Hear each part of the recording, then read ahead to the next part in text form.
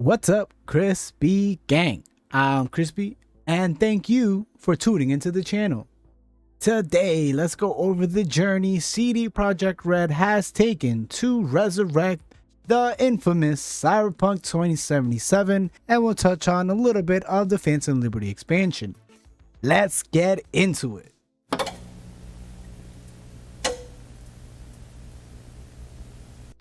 When Gabe Amatangelo took over as the director for Cyberpunk 2077 in May of 2021, the game had its fair share of issues, to say the least. Despite selling a whopping 13 million copies, it was riddled with bugs and performance issues, and the community was having none of it. Needless to say, morale among the team at CD Projekt Red working on Cyberpunk 2077 was at an all-time low, but the team was determined to turn things around. Gabe went on to say, "I tried to remain empathetic and sensitive and had a lot of conversations with the teams." Amantangelo said in an interview with PC Gamer, reflecting on his first months in charge of Cyberpunk in 2021. "Everyone after the launch was like, oh, if we done this differently, or if I'd been able to do this or add this. I wanted them to not only feel like their voices were heard, but see examples of their voices being heard." That's good leadership. He and Cyberpunk's other leads reorganized the development team to be more cross-disciplined, putting pods of developers together who otherwise may have been separated. A writer and level designer, for example. The first 6 months of that new structure was bumpy, he said, and then it started to work. We ironed out some kinks, and then eventually we caught a stride. Focus shifted, and what was their main focus now? One word: believability. They wanted to make Night City and its inhabitants as believable as possible. This meant reorganizing the development team, revamping the police system, and introducing more realistic AI behaviors. The 2.0 update was a testament to their hard work, with changes that made the game world more immersive and, again, believable. When there's cyberware, it's believable that you can do these enhanced actions. It might not be the first thing you think of with believability. First, you might think of a character's face. Did we mitigate Uncanny Valley? That's important too. But believability stretches so far, getting into the overused word, immersion.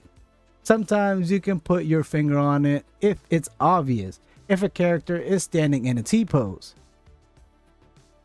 That's pretty obviously not believable. But if something spawns in front of you rather than off screen behind you, there's a difference in believability, right? If you install Gorilla Arms and you can't do things that are strong, that's a believability issue. If your characters don't react in situations in the story in a way that's believable within how you establish the character, then that's an issue. So believability was the North Star, if you will. Modifications to net running abilities, such as introducing the option to line up several quick hacks, were designed to give hacking a more combo feel rather than being constrained by cooldown periods. In enhancing the open world experience, the team focused on changes that would be most notable and tangible to players, especially in terms of AI and crowd responses. We had already observed AI enhancements as early as the end of 2021, but these were just preliminary moves leading up to the more significant update in version 1.5 and 2.0. Amantangelo emphasized that the gradual progression towards this final update was always intentional.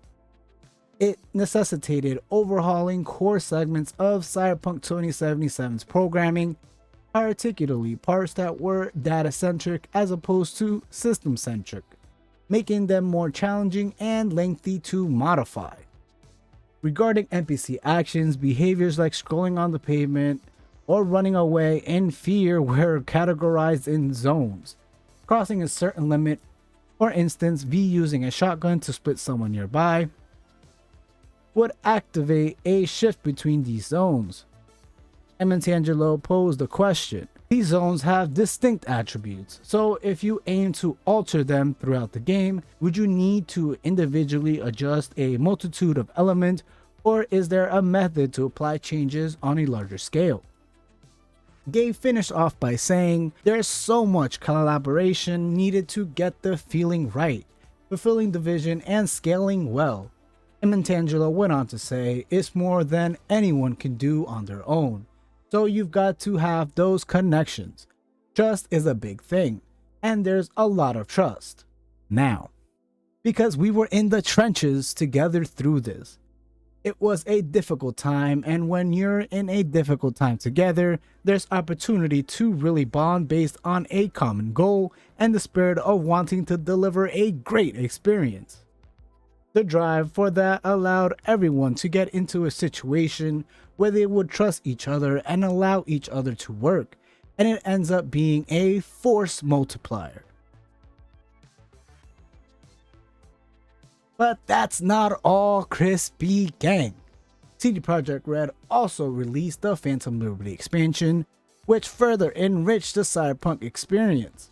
This expansion introduced Dogtown, a new part of Night City, the worst district in Night City, not saying a lot, that quickly became a fan favorite, just based on all the noise that I've been reading, seeing, and talking about. With its mix of luxury hotels and street level chaos, Dogtown encapsulates the theme of the game perfectly. And let's not forget about the memorable moments between V and Johnny, which added depth to their relationship. Now here's where things get a little more interesting. Despite the success of 2.0 and the Phantom Liberty expansion, CD Projekt Red announced that they will be moving on from Cyberpunk 2077 in its current form. This has left many fans, including yours truly, wanting more. Phantom Liberty meanwhile proved that CDPR still got it and hasn't lost its magic, giving us plenty of brand new quests and characters, and they're just as compelling as their predecessors. It's also given me so many great moments. We got to see more of Johnny's backstory in a more organic way, and not just plot armor for the next quest, developing the relationship with more opportunities for friction and friendship. So while the main storyline feels like a standalone diversion, it elevates the rest of the game and is only going to make replaying the climax all that more thrilling. The game has so much potential for further expansion and side quests, just imagine the possibilities. But alas, it seems we'll have to wait for a sequel to see more of Night City and that new Unreal Engine, which I will actually be dropping a video more on later this week, discussing how they don't feel like they're necessarily starting from scratch, but they have built a solid foundation to build up the sequel on, which we all know is codenamed Project Orion. So if CDPR is able to continue this momentum that they have now solidified, it is truly going to be an even better experience. Luckily, this time around, they may not have to worry about engine limitations, iron these bugs out. They were able to just go from the start. They'll be able to work with an engine that is much more reliable. So they won't have to necessarily deal with the technical side of it. They'll just have to mostly focus on the story, the quest, and the world itself, and providing that world building that we all love. So here's to CD Projekt Red. I am really appreciative of the hard work that you guys have continuously put into the game. And here's to looking forward to that sequel. I really hope you guys have learned a lot from this experience, which you seems like you have, but the rest is still unwritten. So there you have it, Crispy Gang, the roller coaster journey of Cyberpunk 2077. From its troubled launch to its triumphant return with the 2.0 update and the Phantom Liberty expansion. It's been a wild ride, to say the fucking least, bro. And I can't wait to see what the future holds for this game. I truly love Night City, I loved all the elements, the dystopian atmosphere. I had so much fun with him back then. I'm having so much fun with it now. I am honestly slow walking the expansion, to be 100% honest with you, Crispy Gang. But hey, I am having fun, so can you blame me, brother? Let me know your thoughts in the comment section below. Have you played Phantom Liberty? Did you enjoy it? Are you enjoying it? Have you finished it? If you have, what are your thoughts on the ending? Let's get a conversation going in the comments below. This is Crispy signing off. Until next time, keep it crispy, Crispy Gang.